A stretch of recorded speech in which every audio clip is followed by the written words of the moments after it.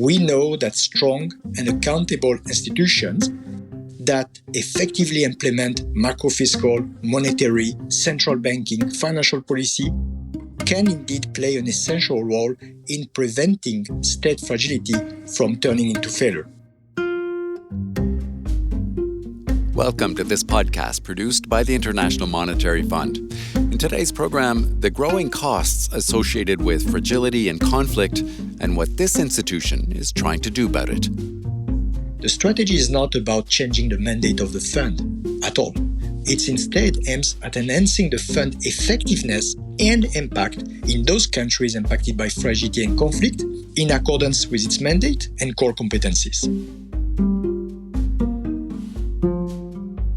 My name is Franck Bousquet. I am Deputy Director, coordinating the work of the IMF in fragile and conflict-affected states. So why this special focus now on fragile and conflict-affected states? Well, listen, state fragility and conflict are clearly among the most enduring challenge of our times. I mean, if you look at fragile and conflict-affected states, which we call FCS, they are home today about 1 billion people, nearly doubling the number we had 20 years ago. Wow. And just a few statistics, in terms of the state of fragility, as we say today. Even before COVID-19 pandemic, the level of violence were at their 30-year peak, with almost 80 million people around the world who had become forcefully displaced. Another number, the world population living within 60 kilometers of a major conflict event has doubled to 220 million since 2007.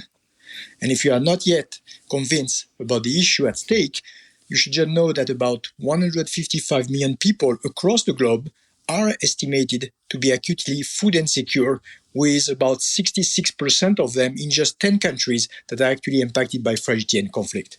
So all in all, if you look at the trends, if that continues, fragile and conflict-affected states may host 60% of the global poor by 2030, although they in fact comprise just over 10% of the world population. And so why is this happening?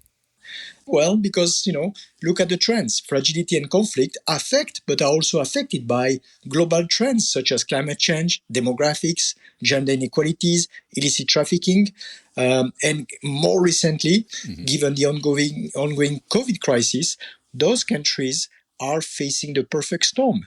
So in addition to social tension, security crisis, extreme poverty, as I mentioned, government today need also to tackle the health and economic aftershocks of the pandemic.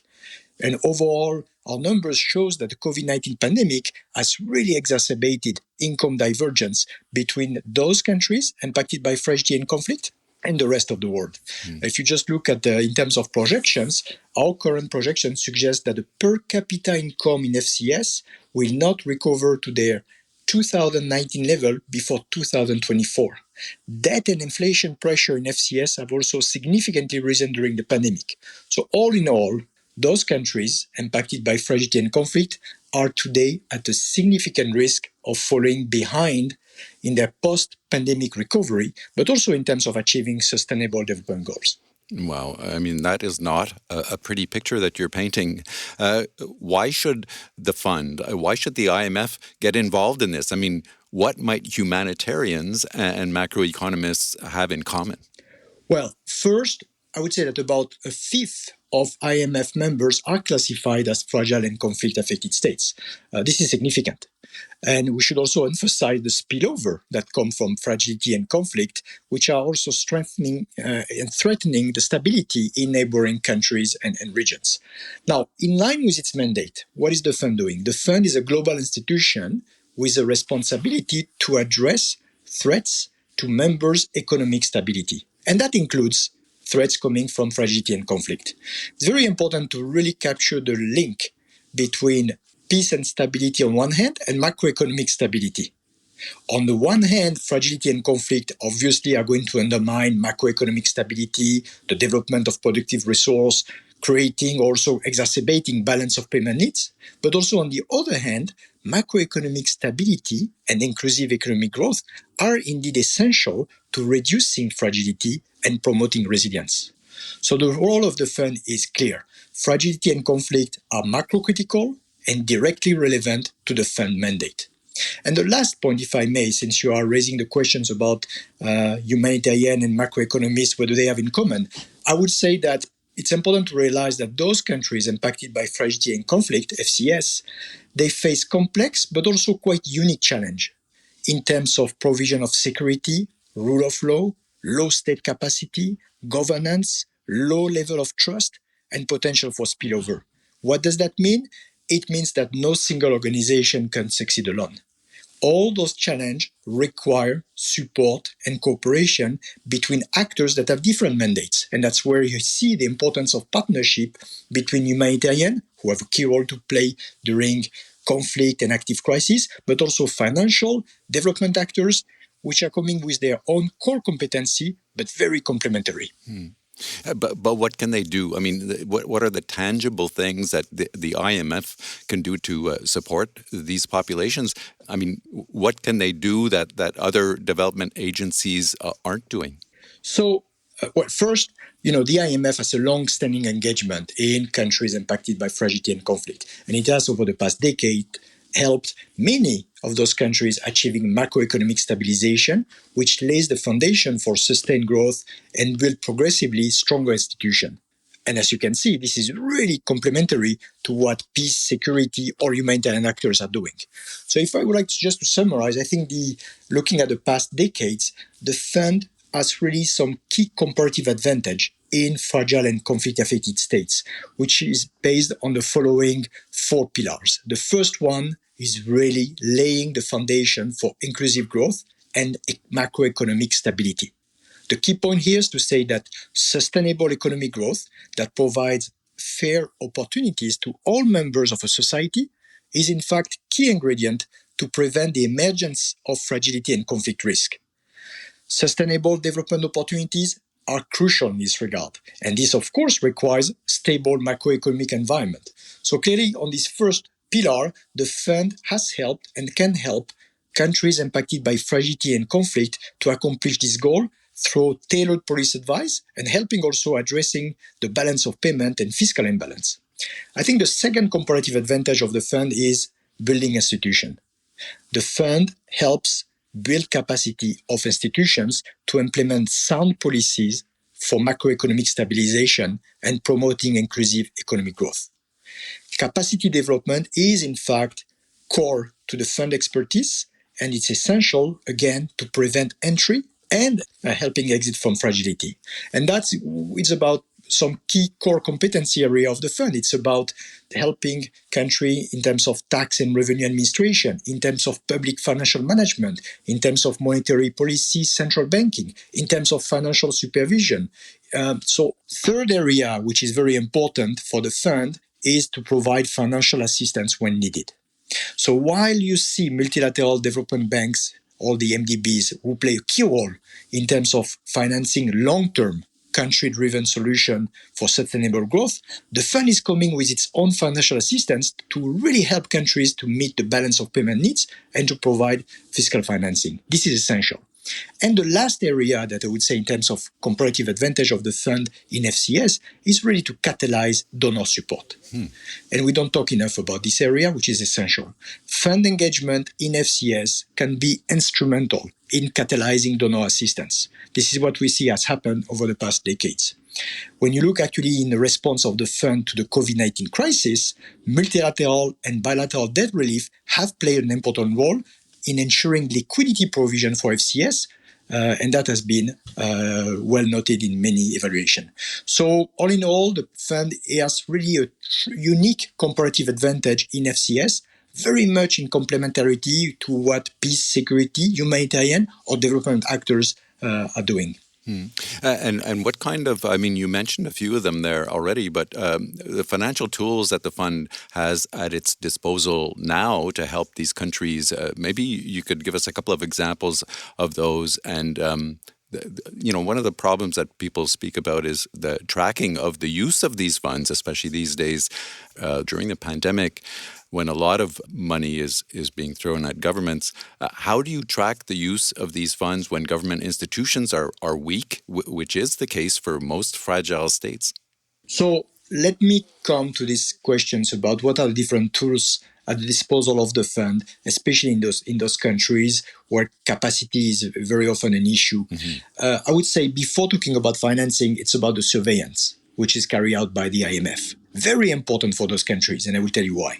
Article 4 consultation at the country level allow the fund to provide all the analysis, the policy advice to help those countries addressing risk to stability and achieving growth. And in fact, those Article 4 reports provide really the macroeconomic assessment to all the other international partners, but also to monitor the risk to the economy. Once again, we don't talk enough, but surveillance has a key role to be played in those countries, especially in terms of leveraging other partners and catalyzing other support from other entities. The second area, which I think is very important, which goes beyond financing, is again capacity development. I said a few words before. I will just emphasize the fact this is really often the area where the fund can make a critical contribution in FCS to help build institutions that can implement sound macroeconomic policies, which is again critical for peace and stability. In terms of numbers, capacity development is actually quite important in fragile and conflict-affected states. This accounts for about 1/4 of the total fund capacity development spending over the last 4 years. Wow. And once again, those areas are typically in line with the core competency of the fund: budget execution, banking regulation, strengthening central banks. That's exactly what the fund is doing. And it's so critical in those countries that don't have the system in place, including to track funding, as you were rightly mentioning. The third area is indeed the financing, Bruce. Yeah. And here, just a few numbers. If you look between January 2010 and March 2020, over the past 10 years, the fund has actually supported almost 30 fragile and conflict-affected states with 90 programs and financing totaling $20 billion. Now, looking at the COVID-19 pandemic response that you mentioned, the fund has actually played a critical role in terms of emergency financing, but also in terms of debt sustainability initiative. I mentioned 30 members have received emergency financial support worth about $8 billion. The IMF and the World Bank have actually jointly supported the implementation of the G20 Debt Service Suspension Initiative, where 24 eligible FCS have requested to participate since September 2021. And the fund, has provided a number of funding over the past decades, emergency financing, also supported by the Extended Credit Facility, as we call ECF. Last points, we should mention the recent SDR allocation. FCS have benefited from it. They have benefited for about $16 billion from the recent SDR allocation. Is it useful? Yes, because it directly boosts foreign exchange reserve, which supports external stability and confidence. And some of those countries are already using and planning to use those new SDR to finance vital imports. You were looking at fragile states at the World Bank before coming to the fund. What would you say is different between the bank and the fund in terms of the way those institutions look at fragile states? Well, I would say that, given their closely connected mandates, both the fund and the bank actually share complementarities in supporting those countries. The fund works basically to foster global monetary cooperation, secure financial stability, and clearly you have the fund main comparative advantage that are clearly spelled out in what I presented earlier today. The bank is providing financing, technical assistance to really looking at long-term economic development to end extreme poverty and build shared prosperity. So when you look at the recent strategy of the World Bank in supporting fragile and conflict-affected states, the whole point is how to help countries addressing the key drivers and impact of fragility and to strengthen their resilience from a development perspective. The fund is looking at the same key drivers of fragility, and in fact, we aim at systematizing the cooperation with the World Bank in many of those analytics and assessment. But obviously, the way it will be operationalized will be different. So you are presenting a proposal to the IMF board in March that has actually benefited from consultations within and outside of the fund on how to best support fragile and conflict-affected states. What's in this new strategy? I mean, how do you propose dealing with issues that the fund has traditionally stayed well away from, like peace and security, for example, which is such a huge part of the problem for many of these countries? Well, the proposed strategy is in fact a response to a board-endorsed recommendation of the 2018 Independent Evaluation Office report, which was assessing the IMF engagement in fragile states. And this Independent Evaluation Office did an excellent work in terms of assessing all the progress made by the fund over the past year in its engagement with fragile states, but also some of the key challenges that remained. And those challenges, what are they? First, the importance to tailor the support, to really take into account the key drivers of fragility.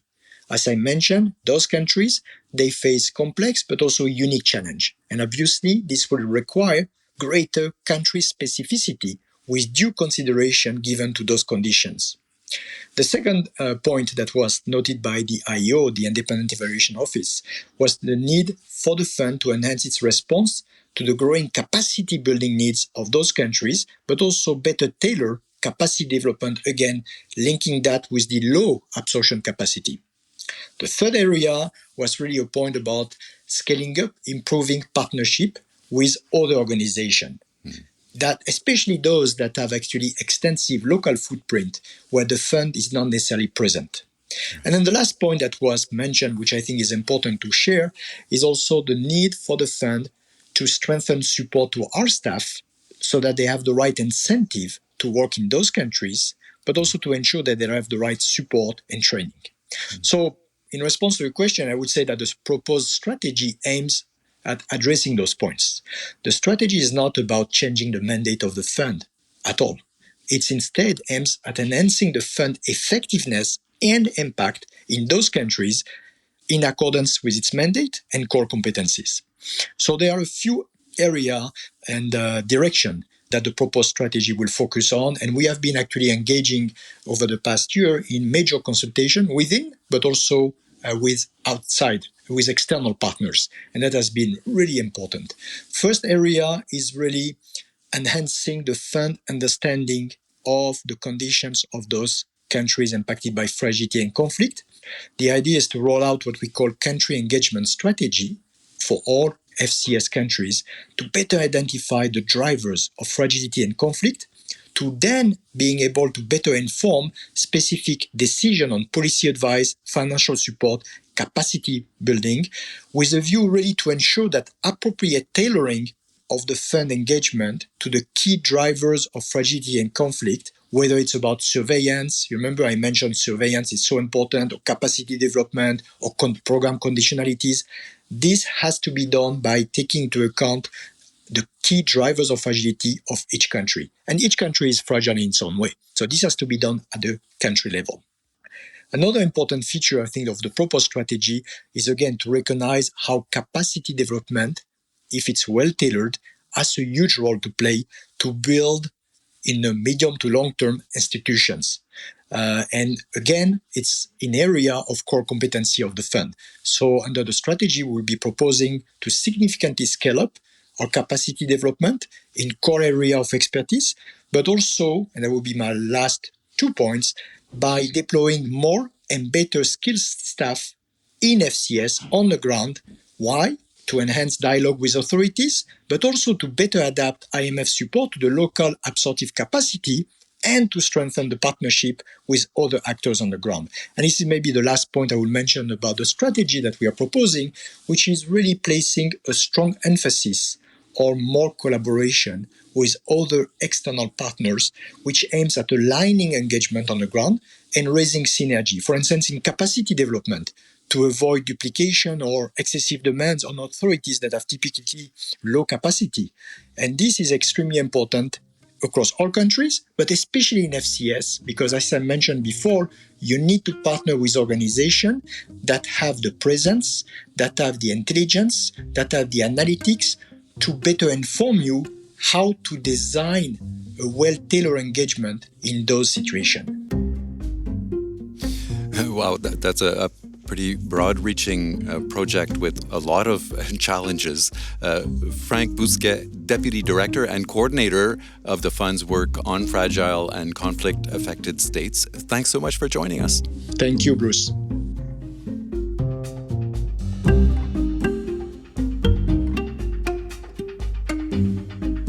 You can find lots more about how the IMF is supporting fragile and conflict-affected states at imf.org. And look for other IMF podcasts wherever you get your podcasts. You can also follow us on Twitter at IMF_podcast. I'm Bruce Edwards. Thanks for listening.